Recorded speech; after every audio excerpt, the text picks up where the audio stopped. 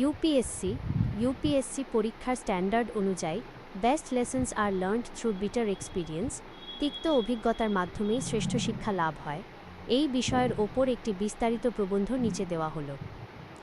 তিক্ত অভিজ্ঞতাই জীবনের শ্রেষ্ঠ শিক্ষক, একটি বিশ্লেষণ। ভূমিকা কথায় আছে, কষ্ট বিনা কেষ্ট মেলে না। মানুষের জীবন কোনো মসৃণ পথ নয়, বরং এটি চড়াই উতরাই ও বিভিন্ন অভিজ্ঞতার এক জটিল বুনন। জীবনের এই দীর্ঘ পথচলায় আমরা অনেক সময় হোঁচট খাই, ব্যর্থ হই এবং তিক্ত অভিজ্ঞতার সম্মুখীন হই। তবে ইতিহাসের পাতা ও মহান ব্যক্তিদের জীবন পর্যালোচনা করলে দেখা যায় যে মিষ্ট অভিজ্ঞতার চেয়ে তিক্ত অভিজ্ঞতাই আমাদের চরিত্র গঠনে এবং সাফল্যের ভিত গড়তে বেশি সাহায্য করে। তিক্ত অভিজ্ঞতা হলো সেই কষ্টিপাথর যা মানুষের ভেতরের প্রকৃত শক্তি ও সম্ভাবনাকে জ্বালিয়ে দেয়। অভিজ্ঞতার প্রকারভেদ ও তিক্ততার গুরুত্ব। অভিজ্ঞতা মূলত দুই প্রকার, সুখকর ও দুঃখজনক। সুখকর অভিজ্ঞতা আমাদের আনন্দ দেয়, কিন্তু তা প্রায়ই আমাদের স্বস্তিদায়ক গণ্ডির কমফোর্ট জোন মধ্যে আটকে রাখে। অন্যদিকে তিক্ত অভিজ্ঞতা বা ব্যর্থতা আমাদের সেই গণ্ডি থেকে বেরিয়ে আসতে বাধ্য করে। চারিত্রিক দৃঢ়তা ও মানসিক স্থিতি। মানুষ যখন কোনো কঠিন পরিস্থিতির সম্মুখীন হয় তখন তার ধৈর্যের পরীক্ষা হয়। তিক্ত অভিজ্ঞতা মানুষকে আরও বেশি সহনশীল এবং বাস্তববাদী করে তোলে। গ্রিক দার্শনিক হেরাক্লিটাস বলেছিলেন, পরিবর্তনই একমাত্র ধ্রুবক, আর এই পরিবর্তনকে গ্রহণ করার ক্ষমতা কেবল কঠিন অভিজ্ঞতার মাধ্যমেই অর্জিত হয়। 2 আত্মোপলব্ধি ও ভুল সংশোধন। সাফল্য অনেক সময় আমাদের অহংকারী করে তোলে, যা নতুন কিছু শেখার পথ বন্ধ করে দেয়। কিন্তু তিক্ত অভিজ্ঞতা বা পরাজয় আমাদের ভুলগুলোকে চোখে আঙুল দিয়ে দেখিয়ে দেয়। এটি একটি আয়নার মতো কাজ করে, যেখানে আমরা আমাদের খামতিগুলো দেখতে পাই এবং ভবিষ্যতে তা সংশোধনের সুযোগ পাই। ঐতিহাসিক ও বৈশ্বিক প্রেক্ষাপটে উদাহরণ: ক. মহাত্মা গান্ধী ও দক্ষিণ আফ্রিকার তিক্ত অভিজ্ঞতা। মোহনদাস করমচাঁদ গান্ধী থেকে মহাত্মা হয়ে ওঠার পেছনে সবচেয়ে বড় ভূমিকা ছিল দক্ষিণ আফ্রিকার একটি তিক্ত অভিজ্ঞতার। 1893 সালে পিটারমারিজবার্গ স্টেশনে ট্রেনের প্রথম শ্রেণীর কামরা থেকে তাঁকে ছুঁড়ে ফেলে দেওয়া হয়েছিল কেবল তার গায়ের রঙের কারণে। সেই শীতের রাতে স্টেশনের প্ল্যাটফর্মে বসে তিনি যে অপমান ও তিক্ততার স্বাদ পেয়েছিলেন, তাই তাঁকে ব্রিটিশ সাম্রাজ্যবাদের বিরুদ্ধে লড়াই করার শক্তি জুগিয়েছিল। সেই তিক্ততা না থাকলে হয়তো ভারত একজন বিশ্ববরেণ্য নেতাকে পেত না। খ. আব্রাহাম লিঙ্কনের রাজনৈতিক ব্যর্থতা। মার্কিন যুক্তরাষ্ট্রের অন্যতম শ্রেষ্ঠ রাষ্ট্রপতি আব্রাহাম লিঙ্কনের জীবন ছিল তিক্ত অভিজ্ঞতায় ঠাসা। ব্যবসায় ব্যর্থতা, প্রিয়জন বিয়োগ এবং একের পর এক নির্বাচনে পরাজয় তাকে বারবার ভেঙে ফেলার চেষ্টা করেছে। কিন্তু প্রতিবারই সেই তিক্ত অভিজ্ঞতা থেকে শিক্ষা নিয়ে তিনি নিজেকে পুনর্গঠন করেছেন এবং শেষ পর্যন্ত দাসপ্রথা বিলুপ্ত করে ইতিহাসে অমর হয়ে রয়েছেন। গ. বিজ্ঞানের জগতে ব্যর্থতা। Thomas Alva Edison. বৈদ্যুতিক বাল্ব আবিষ্কারের আগে এডিসন হাজারবার ব্যর্থ হয়েছিলেন। তিনি বলেছিলেন, আমি ব্যর্থ হইনি, বরং আমি 10,000টি এমন উপায় খুঁজে পেয়েছি যা কাজ করে না। এই তিক্ত ব্যর্থতাই তাঁকে চূড়ান্ত সাফল্যের দিকে নিয়ে গিয়েছিল। তিক্ত অভিজ্ঞতা ও ভারতের জাতীয় উন্নয়ন। ভারতের ইতিহাসও তিক্ত অভিজ্ঞতার মাধ্যমে শিক্ষার এক বিশাল ভাণ্ডার। 1962 সালের ভারত-চীন যুদ্ধ, এই যুদ্ধের তিক্ত অভিজ্ঞতা ভারতকে প্রতিরক্ষা ব্যবস্থায় স্বয়ংসম্পূর্ণ হওয়ার শিক্ষা দিয়েছিল। এরপরই ভারত তার সামরিক শক্তি এবং কৌশলে আমূল পরিবর্তন আনে।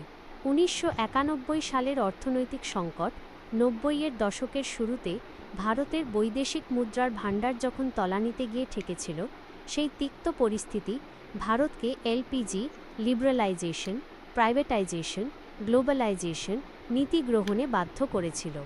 আজ ভারত বিশ্বের দ্রুততম বর্ধনশীল অর্থনীতির একটি, যার বীজ বোনা হয়েছিল সেই কঠিন সময়ে। কেন তিক্ত অভিজ্ঞতা শ্রেষ্ঠ? স্থায়িত্ব।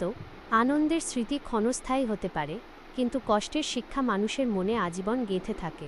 2. সহমর্মিতা। নিজে তিক্ত পরিস্থিতির মধ্য দিয়ে না গেলে অন্যের দুঃখ বোঝা সম্ভব নয়। একজন ভালো নেতা বা প্রশাসক হতে গেলে এই মানবিক গুণটি অত্যন্ত জরুরি। 3. উদ্ভাবনী শক্তি। প্রয়োজনীয় আবিষ্কারের জননী। যখন পরিস্থিতি তিক্ত হয়, তখনই মানুষ নতুন পথ খোঁজার চেষ্টা করে। তিক্ততাকে সফলতায় রূপান্তরের উপায়। কেবল তিক্ত অভিজ্ঞতার সম্মুখীন হলেই শিক্ষা লাভ হয় না, তার জন্য প্রয়োজন সঠিক দৃষ্টিভঙ্গি, ইতিবাচক মানসিকতা। তিক্ততাকে অভিশাপ না ভেবে আশীর্বাদ হিসেবে দেখতে হবে।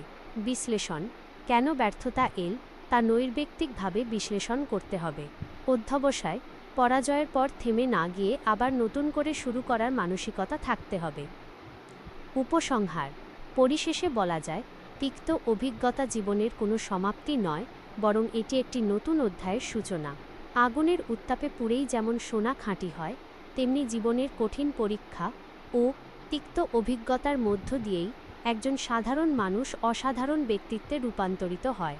ইউপিএসসি বা জীবনের যে কোনো কঠিন লড়াইয়ে এই তিক্ত অভিজ্ঞতাগুলোই আমাদের শ্রেষ্ঠ পুঁজি।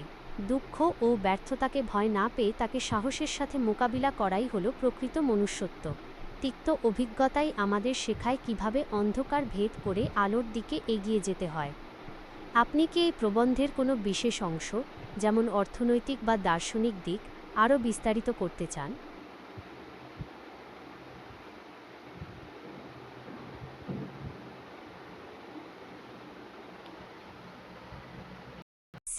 ইউপিএসসি পরীক্ষার মানদণ্ড অনুযায়ী ট্রুথ নোজ নো কালার, সত্যের কোনো বর্ণ নেই, এই বিষয়ের ওপর একটি সুসংগত ও বিশ্লেষণধর্মী প্রবন্ধ নিচে দেওয়া হলো। সত্যের কোনো বর্ণ নেই, নিরপেক্ষতা ও শাশ্বত ন্যায়ের সন্ধানে। ভূমিকা: সত্য এমন একটি ধারণা যা দেশ, কাল, জাতি বা বর্ণের সীমানায় আবদ্ধ নয়। মানব সভ্যতার ইতিহাসে সত্য সবসময় এক ও অদ্বিতীয়, কিন্তু দুর্ভাগ্যবশত মানুষ প্রায়শই নিজের স্বার্থ, সংস্কার, জাতিগত পরিচয় বা রাজনৈতিক মতাদর্শের চশমা দিয়ে সত্যকে দেখার চেষ্টা করে। ট্রুথ নোজ নো কালার এই প্রবাদটির মূল নির্যাস হল, সত্য হল একটি পরম ও নিরপেক্ষ সত্তা। এটি কোনো বিশেষ গোষ্ঠী বা রঙের প্রতি পক্ষপাত দুষ্ট নয়। সত্য সূর্যের আলোর মতো, যা কোনো নির্দিষ্ট সীমানায় আটকে থাকে না। এটি সবার জন্য সমান এবং অপরিবর্তনীয়। সত্যের নৈতিক ও দার্শনিক ভিত্তি: দার্শনিক দৃষ্টিভঙ্গিতে সত্য হল বস্তুনিষ্ঠ বাস্তবতা, অবজেক্টিভ রিয়ালিটি। গ্রিক দার্শনিক সক্রেটিস থেকে শুরু করে ভারতের উপনিষদ, সবখানেই সত্যকে কোনো বাহ্যিক আবরণে না ঢেকে সরাসরি দেখার কথা বলা হয়েছে। আপেক্ষিকতা বনাম পরম সত্য: মানুষ অনেক সময় আমার সত্য এবং তোমার সত্য বলে বিভাজন তৈরি করে, কিন্তু সত্য আসলে কোনো ব্যক্তিগত সম্পত্তি নয়। বর্ণভেদ বা শ্রেণীবিভাগ মানুষের তৈরি কৃত্রিম ধারণা, কিন্তু সত্য হল প্রাকৃতিক আইনের মতো ধ্রুব।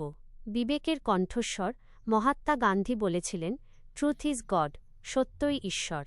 তাঁর কাছে সত্য কোনো বিশেষ ধর্ম বা বর্ণের অনুগামী ছিল না। তিনি বিশ্বাস করতেন, অন্তরের শুদ্ধতা থাকলে যে কেউ সত্যের দর্শন পেতে পারে। বিচার ব্যবস্থা ও প্রশাসনিক ক্ষেত্রে সত্যের নিরপেক্ষতা: একটি আদর্শ শাসন ব্যবস্থায় সত্যের গুরুত্ব অপরিসীম। ইউপিএসসি বা সিভিল সার্ভিসের প্রেক্ষাপটে এই বিষয়টি অত্যন্ত প্রাসঙ্গিক। আইনের চোখে সমানাধিকার: বিচার ব্যবস্থার প্রতীক হল এক নারী, যার চোখ কাপড়ে ঢাকা।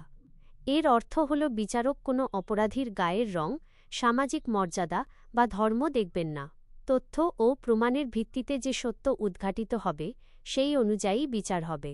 প্রশাসনিক নিরপেক্ষতা: একজন সিভিল সার্ভেন্ট যখন কোনো দাঙ্গা বা সামাজিক সংকটের মোকাবিলা করেন, তখন তাকে বর্ণহীন সত্যের অনুসন্ধান করতে হয়। কোনো রাজনৈতিক চাপ বা গোষ্ঠী স্বার্থের কাছে মাথা নত না করে সত্যকে প্রতিষ্ঠা করাই হল সুশাসনের মূল লক্ষ্য। ৩. ঐতিহাসিক প্রেক্ষাপট ও উদাহরণ। ক. নেলসন ম্যান্ডেলা ও বর্ণবাদ বিরোধী আন্দোলন দক্ষিণ আফ্রিকায় শ্বেতাঙ্গ শাসকরা প্রচার করত যে তারা কৃষ্ণাঙ্গদের চেয়ে শ্রেষ্ঠ। এটি ছিল একটি রঙিন মিথ্যা। নেলসন ম্যান্ডেলা এই মিথ্যার বিরুদ্ধে লড়াই করেছিলেন। তিনি প্রমাণ করেছিলেন যে মনুষ্যত্ব ও ন্যায়ের সত্য কোনো নির্দিষ্ট গায়ের রঙের ওপর নির্ভর করে না। শেষ পর্যন্ত সত্যেরই জয় হয়েছিল এবং বর্ণবাদের অবসান ঘটেছিল। খ. মার্টিন লুথার কিং জুনিয়র তাঁর বিখ্যাত বক্তৃতায় তিনি বলেছিলেন, মানুষকে বিচার করা উচিত তার চরিত্রের গুণাবলী, কন্টেন্ট অফ ক্যারেক্টার দিয়ে, গায়ের রং, কালার অফ স্কিন দিয়ে নয়। এই চরিত্রের গুণাবলী হল এক চিরন্তন সত্য, যা কালো বা সাদা উভয় মানুষের মধ্যেই সমানভাবে থাকতে পারে। গ. বিজ্ঞানের নিরপেক্ষতা: বিজ্ঞানের ক্ষেত্রে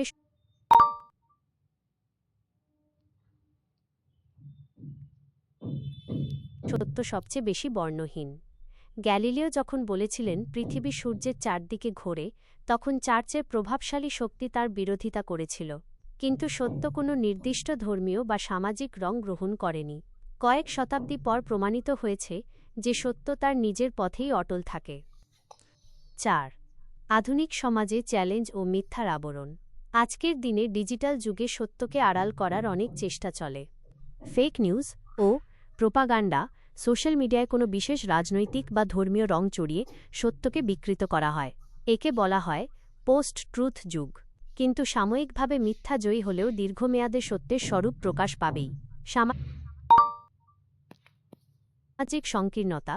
মানুষ যখন উগ্র জাতীয়তাবাদ বা বর্ণবাদে অন্ধ হয়ে যায়, তখন সে সত্যকে দেখতে পায় না। তারা কেবল সেইটুকুই বিশ্বাস করে যা তাদের গোষ্ঠীর স্বার্থ রক্ষা করে। কিন্তু ইতিহাস সাক্ষ্য দেয়, এই ধরনের রঙিন সত্য সবসময় ধ্বংস ডেকে এনেছে। 5. ব্যক্তিগত ও সামাজিক জীবনে সত্যের প্রয়োগ। ব্যক্তিগত জীবনে সত্যনিষ্ঠ হওয়া মানে কেবল মিথ্যা না বলা নয়, বরং নিজের ভুল স্বীকার করার সাহস রাখা। শিক্ষার ভূমিকা। শিক্ষা আমাদের সংকীর্ণতা থেকে মুক্ত করে। প্রকৃত শিক্ষা আমাদের শেখায় কিভাবে সব ধরনের কুসংস্কারের ঊর্ধ্বে উঠে সত্যকে সম্মান করতে হয়। সংহতি। ভারত একটি বৈচিত্র্যময় দেশ। এখানে বিভিন্ন ধর্ম ও বর্ণের মানুষ বাস করে।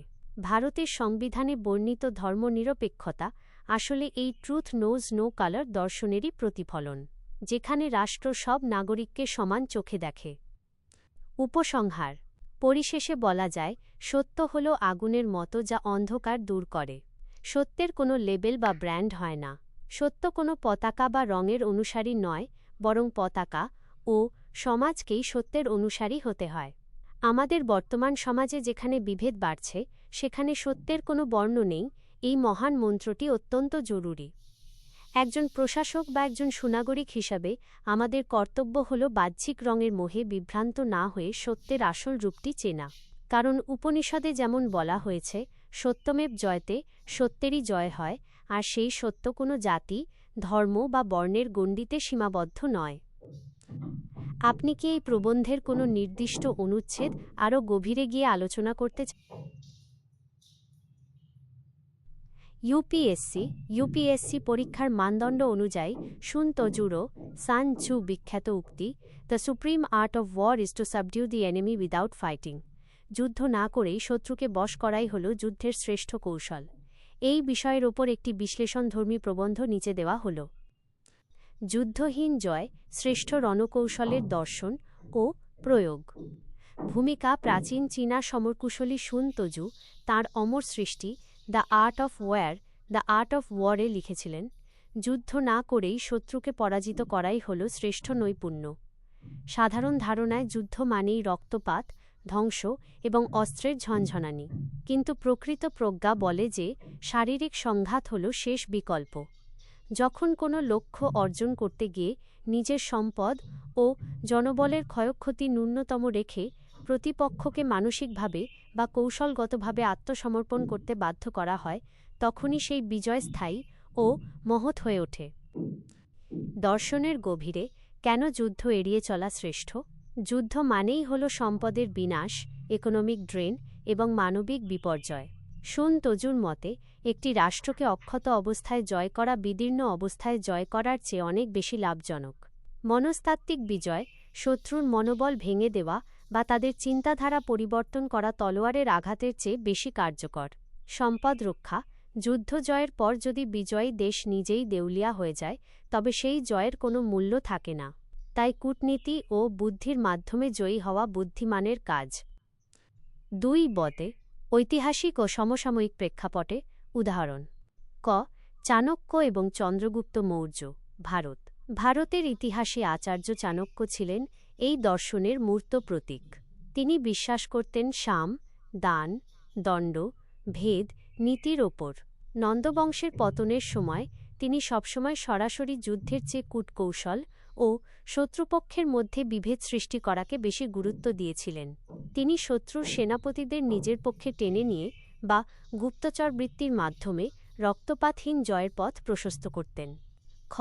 ঠান্ডা লড়াই, দ্য কোল্ড ওয়ার। বিংশ শতাব্দীতে মার্কিন যুক্তরাষ্ট্র এবং সোভিয়েত ইউনিয়নের মধ্যে কয়েক দশক ধরে চলা ঠান্ডা লড়াই ছিল যুদ্ধহীন যুদ্ধের এক ক্লাসিক উদাহরণ। সরাসরি পারমাণবিক যুদ্ধ হট ওয়ার না করেও দুই পক্ষই মহাকাশ গবেষণা, অর্থনীতি, সংস্কৃতি এবং আদর্শগত প্রচারের মাধ্যমে একে অপরকে টেক্কা দেওয়ার চেষ্টা করেছে। শেষ পর্যন্ত সোভিয়েত ইউনিয়নের পতন ঘটে মূলত অর্থনৈতিক সংকট এবং আদর্শিক পরাজয়ের কারণে কোনো বড় সামরিক সংঘাত ছাড়াই। আধুনিক ভূ-রাজনীতি ও সফট পাওয়ার। সফট পাওয়ার বর্তমান যুগে কোনো দেশ অন্য দেশকে দখল করার জন্য ট্যাঙ্ক পাঠায় না, বরং তারা সফট পাওয়ার ব্যবহার করে। যেমন অর্থনৈতিক নিষেধাজ্ঞা, কোনো দেশের অর্থনীতিকে পঙ্গু করে দিয়ে তাকে আলোচনার টেবিলে আসতে বাধ্য করা।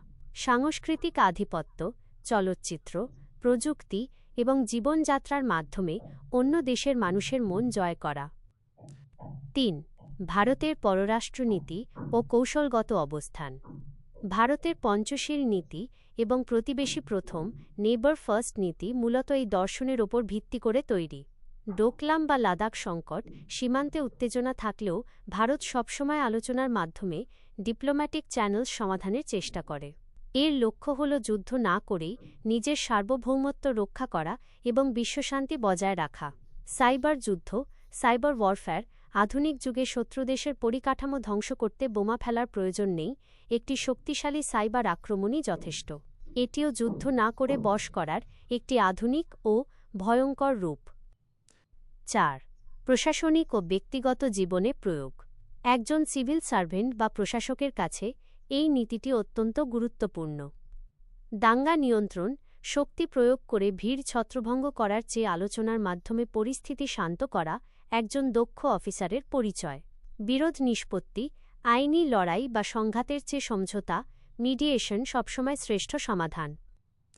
৫. চ্যালেঞ্জ ও সীমাবদ্ধতা। সব ক্ষেত্রে যুদ্ধ এড়িয়ে চলা সম্ভব হয় না। যখন আত্মরক্ষা বা ন্যায় বিচারের জন্য অন্য কোনো পথ খোলা থাকে না, তখন যুদ্ধ অনিবার্য হয়ে পড়ে, যেমন শ্রীকৃষ্ণের কুরুক্ষেত্রের যুদ্ধে অর্জুনকে দেওয়া উপদেশ। তবে লক্ষ্য থাকা উচিত, সেই যুদ্ধ যেন হয় ধর্মের বা ন্যায়ের জন্য, এবং তার আগে যেন সমস্ত শান্তিপূর্ণ পথ অবলম্বন করা হয়। উপসংহার। পরিশেষে বলা যায়, বুদ্ধি তলোয়ারের চেয়ে ধারালো।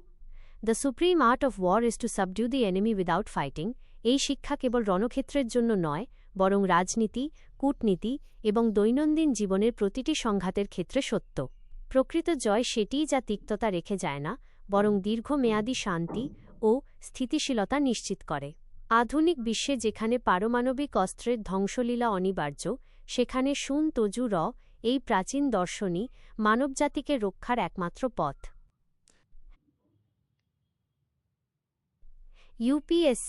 ইউপিএসসি পরীক্ষায় প্রায়শই এই ধরনের দার্শনিক এবং বিমূর্ত অ্যাবস্ট্র্যাক্ট বিষয়ের ওপর প্রবন্ধ লিখতে দেওয়া হয়।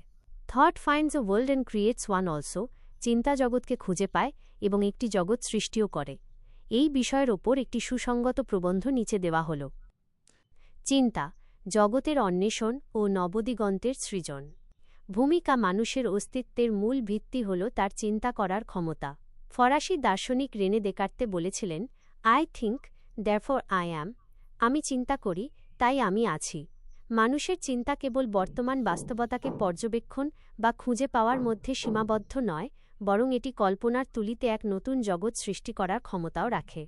জগৎ যেমন চিন্তাকে আকার দেয়, চিন্তাও তেমনি জগৎকে নতুনভাবে সংজ্ঞায়িত করে। এটি একটি দ্বিমুখী প্রক্রিয়া, যেখানে আবিষ্কার এবং উদ্ভাবন হাত ধরাধরি করে চলে। চিন্তা জগৎকে খুঁজে পায়। Thought finds a world.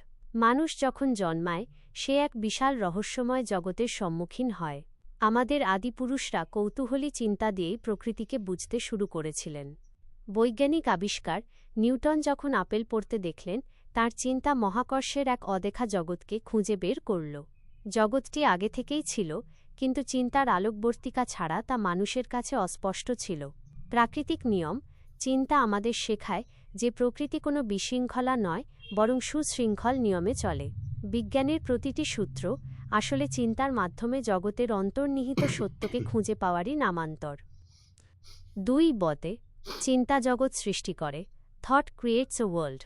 মানুষ কেবল প্রকৃতির দাস নয়, সে তার চিন্তাশক্তি ব্যবহার করে এমন এক জগৎ তৈরি করে যা আগে অস্তিত্বহীন ছিল।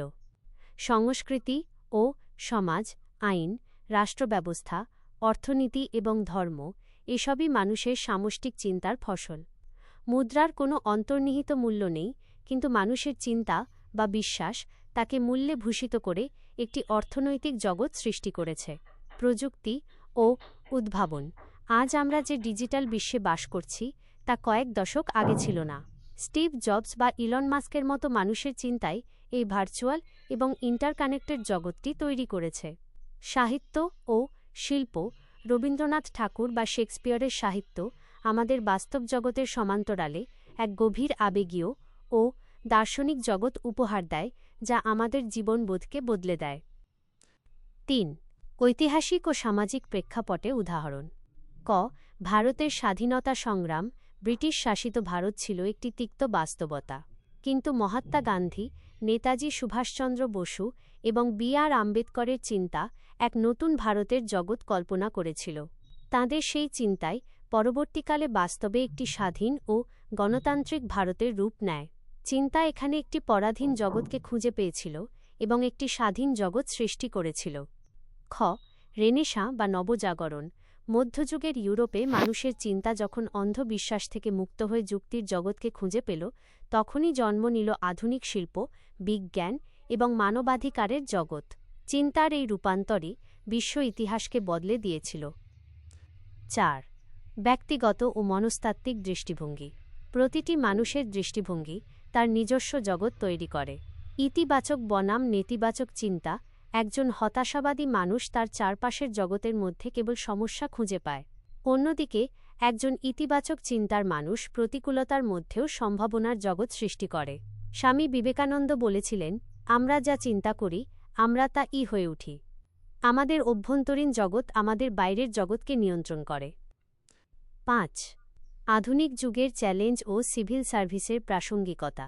বর্তমান বিশ্বে জলবায়ু পরিবর্তন বা কৃত্রিম বুদ্ধিমত্তার AI মতো সমস্যাগুলো আমাদের চিন্তার নতুন পরীক্ষা নিচ্ছে।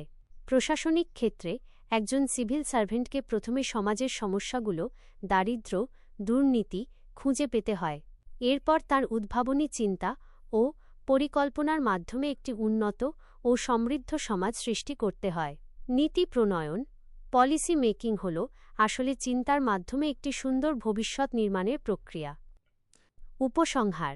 পরিশেষে বলা যায়, চিন্তা হল মানুষের শ্রেষ্ঠ সম্পদ। এটি যেমন জগৎকে তার নগ্ন সত্যে উন্মোচিত করে, ডিসকভারি, তেমনি মানুষের স্বপ্নকে বাস্তবে রূপদান করে, ক্রিয়েশন। জগৎ এবং চিন্তা একে অপরের পরিপূরক। আমরা যদি একটি সুন্দর পৃথিবী চাই, তবে আমাদের চিন্তাকে হতে হবে উদার, বৈজ্ঞানিক এবং সংবেদনশীল। কারণ আজকের যা চিন্তা, আগামীকাল তা হবে আমাদের বাস্তব জগৎ। ইউপিএসসি পরীক্ষায় এই ধরনের প্রবাদ প্রতিম বা নীতিবাক্যমূলক ফিলোসফিক্যাল প্রবন্ধের ক্ষেত্রে গভীর জীবনবোধ এবং প্রশাসনিক দৃষ্টিভঙ্গির সমন্বয় প্রয়োজন। Muddy water is best cleared by leaving it alone. ঘোলা জল স্থিরভাবে ছেড়ে রাখলেই সবথেকে ভালো পরিষ্কার হয়। এই বিষয়ের ওপর একটি বিস্তারিত প্রবন্ধ নিচে দেওয়া হল। স্থিরতা ও ধৈর্যের শক্তি। ঘোলা জল ও জীবনের সত্য। ভূমিকা। প্রাচীন চীনা দার্শনিক লাও জু একবার বলেছিলেন, আপনার কি ঘোলা জলকে স্থির রেখে পরিষ্কার করার ধৈর্য আছে? প্রাকৃতিক নিয়মে যদি একটি পাত্রে ঘোলা জল রাখা হয় এবং তাতে বারবার হাত দেওয়া হয় বা নাড়ানো হয়, তবে সেই জল আরও বেশি ঘোলাটে হয়ে ওঠে। কিন্তু সেটিকে যদি কিছু সময় একা ছেড়ে দেওয়া হয়, তবে কাদা নিচে থিতিয়ে পড়ে এবং জল স্বচ্ছ হয়ে ওঠে। মানুষের জীবন, রাজনীতি এবং প্রশাসনের ক্ষেত্রেও এই সত্যটি সমানভাবে প্রযোজ্য। অনেক সময় অতি সক্রিয়তা বা তাড়াহুড়ো সমস্যার সমাধান না করে বরং জটিলতা বাড়িয়ে দেয়। দর্শনের গভীরে অক্রিয়া বা নন অ্যাকশনের গুরুত্ব। এই দর্শনের মূল কথা হল ধৈর্য এবং সময়। প্রকৃতির শিক্ষা। প্রকৃতি কখনোই তাড়াহুড়ো করে না, তবুও সবকিছু ঠিক সময়ে সম্পন্ন হয়। বীজ থেকে গাছ হওয়া বা ক্ষত নিরাময়, সবকিছুরই একটি নির্দিষ্ট সময় প্রয়োজন। মানসিক স্থিতি। রাগ, ভয় বা উত্তেজনার মুহূর্তে মানুষের মস্তিষ্ক ঘোলা জলের মতো হয়ে যায়। সেই অবস্থায় কোনো সিদ্ধান্ত নিলে তা ভুল হওয়ার সম্ভাবনাই বেশি থাকে। মনকে স্থির হতে দিলে সত্য এমনিতেই প্রকট হয়। 2 বতে ঐতিহাসিক ও রাজনৈতিক প্রেক্ষাপটে উদাহরণ। ক ভারতের স্বাধীনতা আন্দোলন ও মহাত্মা গান্ধী। গান্ধীজি জানতেন কখন সক্রিয় হতে হবে এবং কখন আন্দোলনকে স্থির রাখতে হবে। 1922 সালে চৌরিচৌরার ঘটনার পর যখন দেশ উত্তাল, তখন তিনি অসহযোগ আন্দোলন প্রত্যাহার করে নিয়েছিলেন। অনেকে তার সমালোচনা করলেও তিনি বুঝেছিলেন যে সেই মুহূর্তের ঘোলা জল বা সহিংসতা ভারতের বৃহত্তর লক্ষ্যকে ক্ষতিগ্রস্ত করবে। তিনি আন্দোলনকে থিতিয়ে যেতে দিয়ে জনগণকে আবার অহিংসার মন্ত্রে প্রস্তুত হওয়ার সময় দিয়েছিলেন। খ কিউবার ক্ষেপণাস্ত্র সংকট, কিউবান মিসাইল ক্রাইসিস, 1962। শীতল যুদ্ধের সময় যখন আমেরিকা ও সোভিয়েত ইউনিয়ন পরমাণু যুদ্ধের দ্বারপ্রান্তে, তখন রাষ্ট্রপতি জন এফ কেনেডি এবং নিকিতা ক্রুশ্চেভ তাৎক্ষণিক সামরিক পদক্ষেপ না নিয়ে ধৈর্য ধরেছিলেন। সেই উত্তপ্ত পরিস্থিতিকে কিছুটা সময় একা ছেড়ে দেওয়া এবং কূটনীতির সুযোগ দেওয়ার ফলেই পৃথিবী এক নিশ্চিত ধ্বংসের হাত থেকে রক্ষা পেয়েছিল। 3 প্রশাসনিক ক্ষেত্রে প্রাসঙ্গিকতা, রেলেভেন্স ইন অ্যাডমিনিস্ট্রেশন। একজন হবু আমলা বা সিভিল সার্ভেন্টের জন্য এই গুণটি অত্যন্ত জরুরি। সংকট ব্যবস্থাপনা, ক্রাইসিস ম্যানেজমেন্ট কোনো জনরোষ বা দাঙ্গার পরিস্থিতিতে কখনো কখনো তাৎক্ষণিক বলপ্রয়োগ পরিস্থিতিকে আরও ঘোলাটে করে তোলে। শান্তভাবে পরিস্থিতি পর্যবেক্ষণ করা এবং আবেগকে থিতিয়ে পড়ার সুযোগ দেওয়া অনেক সময় বিনা রক্তপাতে সমস্যার সমাধান করে। নীতি নির্ধারণ, কোনো নতুন আইন বা সংস্কার নিয়ে সমাজে প্রবল বিতর্ক থাকলে সরকার অনেক সময় সেটিকে শীতল ঘরে, কোল্ড স্টোরেজ রাখে। এর উদ্দেশ্য হল মানুষের উত্তেজনা প্রশমিত হওয়া এবং যুক্তিপূর্ণ আলোচনার পরিবেশ তৈরি করা। 4 ব্যক্তিগত জীবন ও কর্মক্ষেত্রে প্রয়োগ। আধুনিক যুগে আমরা সবসময় দ্রুত সমাধানের, ইনস্ট্যান্ট সলিউশন পেছনে ছুটি। কিন্তু সম্পর্ক, ব্যক্তিগত মনোমালিন্যের সময় তর্কে লিপ্ত হওয়া মানে জলকে আরও ঘোলা করা। নীরবতা এবং সময় প্রায়শই ভুল বোঝাবুঝি দূর করে দেয়। সৃজনশীলতা, কোনো কঠিন সমস্যার সমাধান যখন মাথায় আসে না, তখন সেটি নিয়ে জোড়াজুড়ি না করে বিরতি নিলে অবচেতন মন নিজেই উত্তরটি খুঁজে পায়, যাকে ইনকিউবেশন বলা হয়। 5 সতর্কবার্তা, কখন ছেড়ে দেওয়া যাবে না। এই দর্শনের একটি সীমাবদ্ধতা আছে। ছেড়ে দেওয়া মানে আলস্য বা দায়িত্বজ্ঞানহীনতা নয়। জলকে স্থির হতে দেওয়া হয় যাতে কাদা থিতিয়ে পড়ে, কিন্তু যদি জলে বিষ থাকে তবে কেবল স্থির রাখলে কাজ হবে না। যেখানে তাৎক্ষণিক মানবিক সাহায্য প্রয়োজন বা যেখানে অবিচার ঘটছে, সেখানে স্থির থাকা অপরাধ। আমাদের বুঝতে হবে কোনটি প্রক্রিয়া, প্রসেস, আর কোনটি জরুরি অবস্থা, ইমার্জেন্সি। উপসংহার, পরিশেষে বলা যায়, ঘোলা জলকে একা ছেড়ে দেওয়া নিষ্ক্রিয়তা নয়, বরং এটি একটি উচ্চতর কৌশল। এটি শেখায় যে সব যুদ্ধের জয় তলোয়ার দিয়ে হয় না, কিছু জয় আসে ধৈর্যের মাধ্যমে। জীবন ও সমাজ যখন জটিলতায় ভরে ওঠে, তখন জোরাজুরি না করে সময়কে তার কাজ করতে দেওয়া উচিত। স্বচ্ছতা অর্জনের জন্য কখনো কখনো কিছুই না করাটাই হল শ্রেষ্ঠ কাজ। ভারতের মতো বৈচিত্র্যময় ও আবেগপ্রবণ দেশে প্রশাসনের ক্ষেত্রে ধৈর্য এবং সঠিক সময়ের অপেক্ষা সুশাসনের চাবিকাঠি হতে পারে। আপনি কি এই প্রবন্ধের কোনো বিশেষ দিক, যেমন উদাহরণগুলো বা সিভিল সার্ভিসের গুরুত্ব, আরও বিশদভাবে জানতে চান?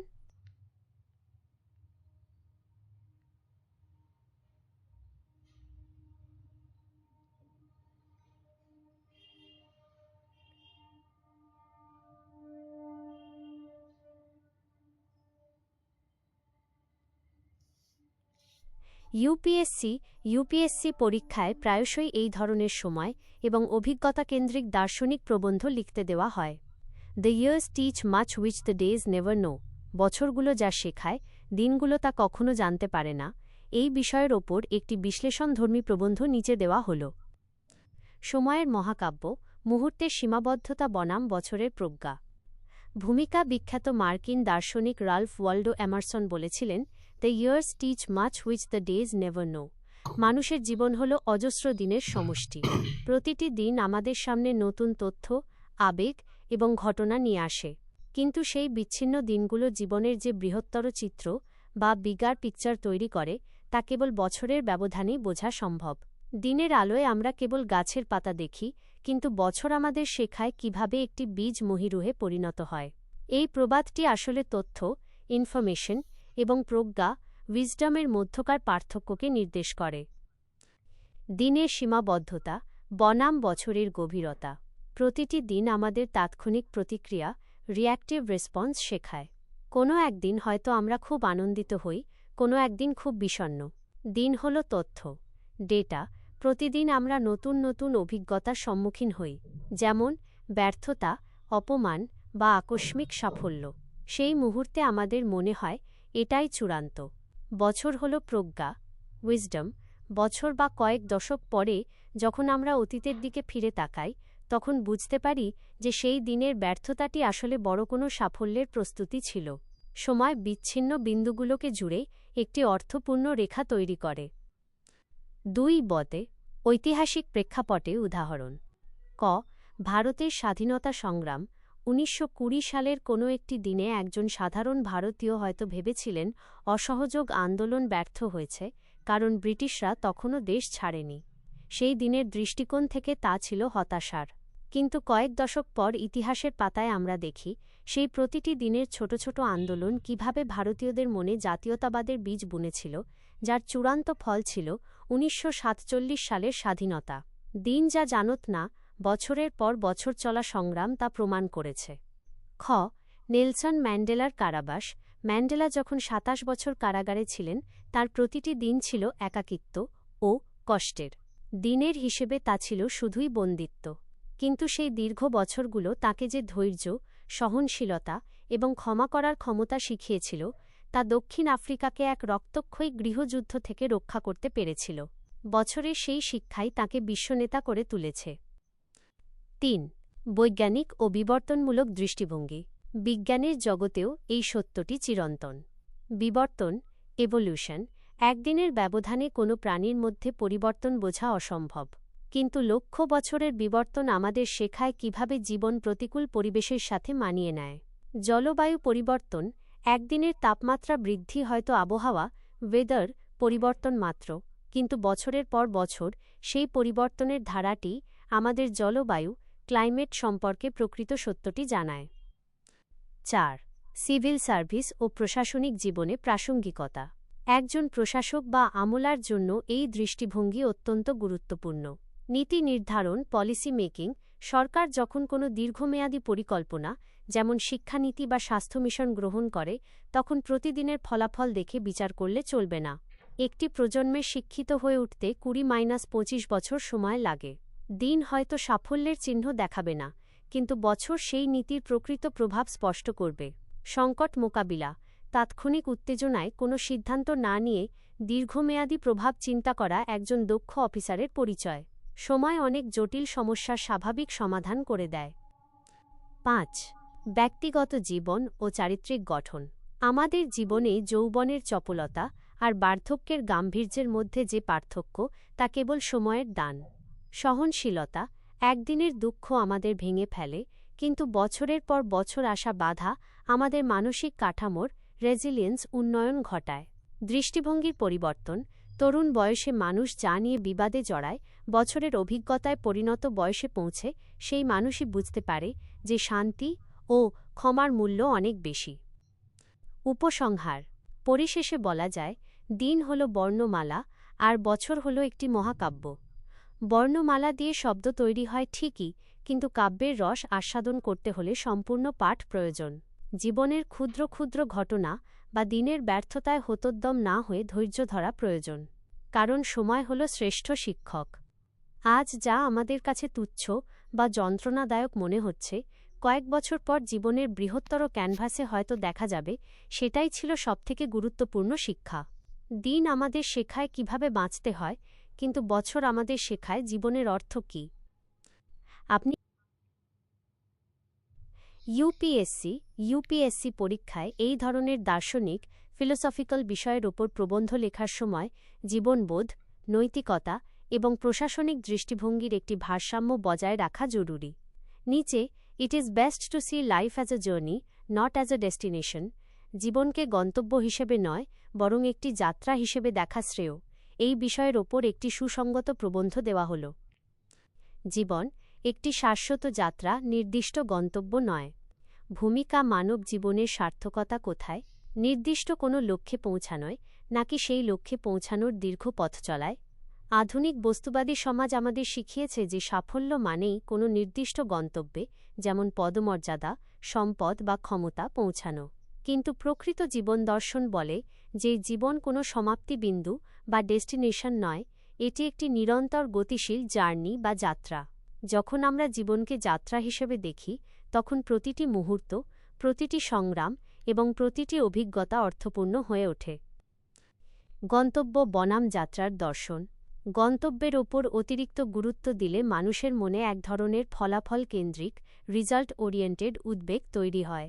মানুষ তখন কেবল ভবিষ্যতের চিন্তায় বর্তমানকে হারিয়ে ফেলে। প্রক্রিয়া বনাম ফলাফল। গন্তব্য যখন একমাত্র লক্ষ্য হয়, তখন মানুষ অনেক সময় অনৈতিক পথ বেছে নিতে প্রলুব্ধ হয়। কিন্তু যারা জীবনকে যাত্রা হিসেবে দেখেন, তারা প্রক্রিয়া বা সৎপথের ওপর বেশি জোর দেন। শ্রীমদ্ভগবদ্গীতার সেই অমর বাণী, কর্মণ্যেবাধিকারস্তে মা ফলেষু কদাচন, তোমার অধিকার কেবল কর্মে, ফলে নয়, আসলে এই যাত্রার দর্শনকেই তুলে ধরে। মানসিক তৃপ্তি। গন্তব্যে পৌঁছানোর আনন্দ মুহূর্তের, কিন্তু যাত্রার আনন্দ সারা জীবনের।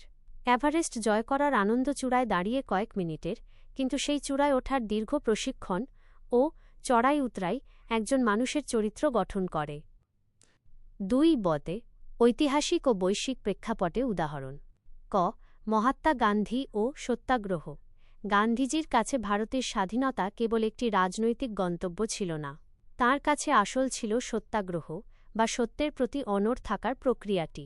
তিনি বিশ্বাস করতেন, অপবিত্র উপায়ে পবিত্র গন্তব্যে পৌঁছানো সম্ভব নয়। তাঁর কাছে যাত্রার শুদ্ধতা, পিউরিটি অফ মিনস ছিল স্বাধীনতার চেয়েও বেশি গুরুত্বপূর্ণ।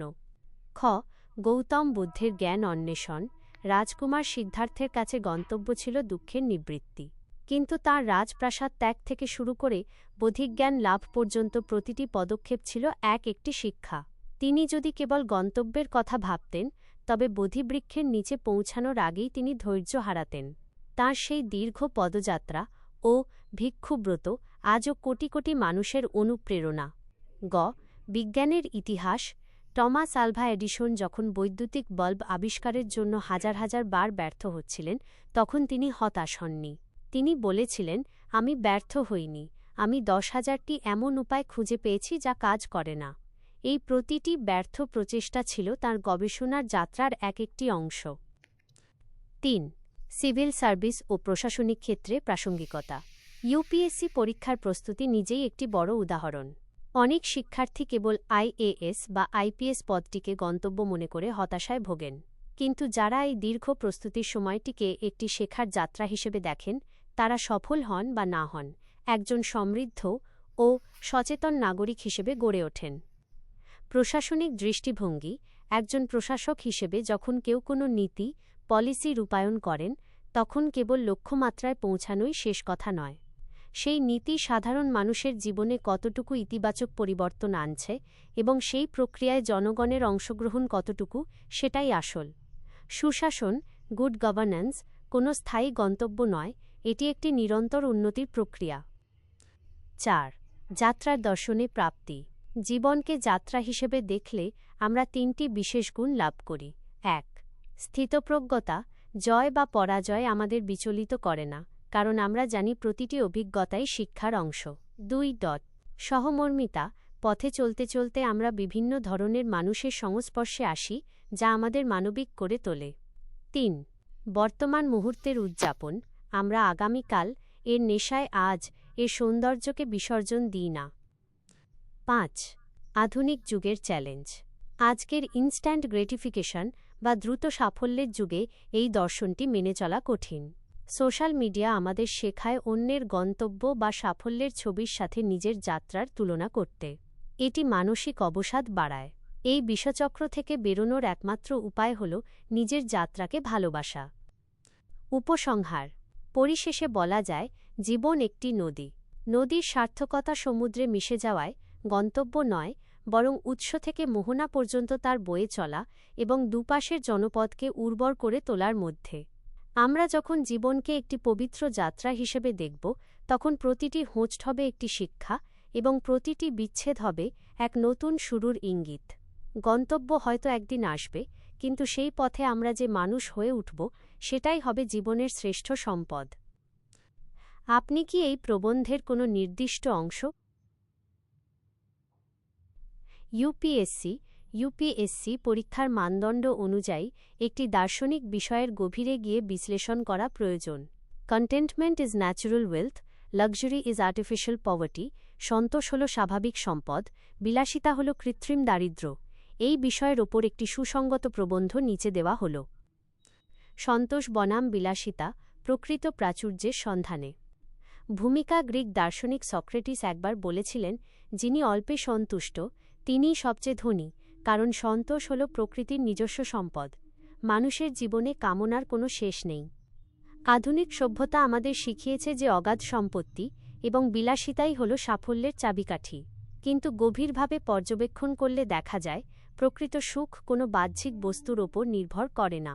সন্তোষ বা তৃপ্তি মানুষকে মানসিকভাবে সমৃদ্ধ করে, যা স্বাভাবিক সম্পদ। অন্যদিকে বিলাসিতার পেছনে অন্ধ দৌড় মানুষকে এক অন্তহীন অভাবের দিকে ঠেলে দেয়, যা আসলে কৃত্রিম দারিদ্র্য। সন্তোষ, অন্তরের স্বাভাবিক সম্পদ। সন্তোষ বা কন্টেন্টমেন্ট মানে এই নয় যে মানুষ প্রগতি থামিয়ে দেবে। এটি আসলে নিজের বর্তমান অবস্থার মধ্যে শান্তি খুঁজে পাওয়া এবং যা আছে তার প্রতি কৃতজ্ঞ থাকা। মানসিক শান্তি, যার মন তৃপ্ত, সে বাইরের ঝড় ঝাপটাতেও অবিচল থাকে। এটিই তার আসল সম্পদ। পরিবেশগত ভারসাম্য। সন্তোষ আমাদের পরিমিতি বোধ শেখায়। যখন আমরা অল্পে সন্তুষ্ট হই, তখন আমরা প্রকৃতির ওপর কম চাপ সৃষ্টি করি। এটি একটি দীর্ঘস্থায়ী ও টেকসই সাস্টেনেবল জীবনধারার মূল ভিত্তি। 2 বিলাসিতা, কৃত্রিম দারিদ্র্যের ফাঁদ। বিলাসিতা অনেক সময় প্রাচুর্যের ছদ্মবেশে অভাব তৈরি করে। একই কেন কৃত্রিম দারিদ্র্য বলা হয়? তুলনার যন্ত্রণা। বিলাসিতা সবসময় অন্যের সাথে তুলনার ওপর টিকে থাকে। একজনের দামি গাড়ি থাকলে অন্যজন আরও দামি গাড়ির অভাব বোধ করতে শুরু করেন। এই অভাব বাস্তব নয়, বরং মনের তৈরি। উপভোক্তাবাদ, কনজুমারিজম, আধুনিক বাজার ব্যবস্থা আমাদের এমন সব জিনিস কিনতে বাধ্য করে যা আমাদের আসলে প্রয়োজন নেই। এই অপ্রয়োজনীয় জিনিসের পেছনে ছুটতে গিয়ে মানুষ তার সময়, স্বাস্থ্য এবং প্রকৃত সুখ বিসর্জন দেয়। বিপুল বৈভবের মাঝেও সে মানসিকভাবে দরিদ্র থেকে যায়। 3 ঐতিহাসিক ও সামাজিক প্রেক্ষাপটে উদাহরণ। ক. মহাত্মা গান্ধী ও সরল জীবন। গান্ধীজি বিশ্বাস করতেন, পৃথিবীতে সবার প্রয়োজনের জন্য যথেষ্ট সম্পদ আছে, কিন্তু কারও লোভের জন্য নয়। তিনি নিজে ন্যূনতম বস্তুর মধ্যে জীবন কাটিয়েছিলেন। তাঁর এই সন্তোষই তাঁকে এমন এক নৈতিক শক্তি দিয়েছিল যা ব্রিটিশ সাম্রাজ্যের ভিত নাড়িয়ে দিয়েছিল। তাঁর স্বল্পে সন্তুষ্টি ছিল তাঁর সবচেয়ে বড় রাজনৈতিক ও ব্যক্তিগত সম্পদ। খ. ভুটান এবং গ্রস ন্যাশনাল হ্যাপিনেস (GNH), যেখানে সারা বিশ্ব জিডিপি বা অর্থনৈতিক প্রবৃদ্ধি দিয়ে দেশের উন্নতি মাপে, সেখানে ভুটান জাতীয় সুখ বা গুরুত্ব দেয়। তারা প্রমাণ করেছে যে বিলাসিতার চেয়ে সংস্কৃতি, পরিবেশ এবং মানসিক সন্তোষ রক্ষা করা একটি দেশের জন্য বড় সম্পদ। গ. ডায়োজিনস এবং সম্রাট আলেকজান্ডার। গ্রিক দার্শনিক ডিওজিনস একটি বড় পিপের মধ্যে বাস করতেন এবং তাঁর কোনো জাগতিক সম্পদ ছিল না। যখন বিশ্ববিজয়ী আলেকজান্ডার তাঁকে জিজ্ঞেস করলেন তিনি তার জন্য কি করতে পারেন, ডিওজিনস শুধু বলেছিলেন, একটু সরে দাঁড়ান, আমার রোদ আটকাচ্ছে। আলেকজান্ডার বুঝেছিলেন যে তাঁর রাজ্যের বিশালতাও ডিওজিনসের অন্তরের সম্পদের কাছে তুচ্ছ। 4 সিভিল সার্ভিস ও প্রশাসনিক ক্ষেত্রে প্রাসঙ্গিকতা। একজন সিভিল সার্ভেন্টের জন্য এই জীবন দর্শন অত্যন্ত জরুরি। নৈতিকতা ও সততা। যখন একজন প্রশাসক বিলাসিতার মোহে পড়েন, তখনই দুর্নীতির জন্ম হয়। বিলাসিতা হল একটি অতল গহ্বর, সেখানে যত টাকাই ঢালা হোক তা কখনো ভরে না। কিন্তু একজন সন্তুষ্টচিত্ত অফিসার অল্প বেতনেও সততার সাথে জনগণের সেবা করতে পারেন। নীতি নির্ধারণ। বর্তমান জলবায়ু পরিবর্তনের যুগে প্রশাসকদের এমন নীতি তৈরি করতে হবে যা বিলাসিতা নয়, বরং মৌলিক প্রয়োজন মেটাতে সাহায্য করে। টেকসই উন্নয়ন, সাস্টেনেবল ডেভেলপমেন্ট আসলে এই সন্তোষের দর্শনের ওপরই দাঁড়িয়ে আছে। 5. ব্যক্তিগত জীবনে উত্তরণের পথ। বিলাসিতা থেকে সন্তোষের দিকে যাত্রার অর্থ জীবনকে উপভোগ না করা নয়, বরং উপভোগের ধরন বদলে ফেলা। মিনিমালিজম অপ্রয়োজনীয় জিনিস বর্জন করে অভিজ্ঞতার ওপর গুরুত্ব দেওয়া। মননশীলতা মাইন্ডফুলনেস বর্তমান মুহূর্তের আনন্দ উপভোগ করা। উপসংহার পরিশেষে বলা যায়, বিলাসিতা হলো একটি মরীচিকা। এটি যত কাছে যাওয়া যায় তৃষ্ণা তত বাড়িয়ে দেয়। এটি মানুষকে বস্তুগতভাবে ধনী করলেও আত্মিকভাবে দরিদ্র করে রাখে। অন্যদিকে সন্তোষ হল সেই ধ্রুবতারা যা জীবনকে সঠিক পথে চালিত করে। প্রকৃত সম্পদ ব্যাংকের অ্যাকাউন্টে নয়, বরং মানুষের শান্ত ও তৃপ্ত মনে বাস করে। বিশ্ব যখন পরিবেশগত সংকটে ভুগছে, তখন কন্টেন্টমেন্ট ইজ ন্যাচুরাল ওয়েলথ এই প্রাচীন শিক্ষাই হতে পারে আমাদের বাঁচার শ্রেষ্ঠ মন্ত্র।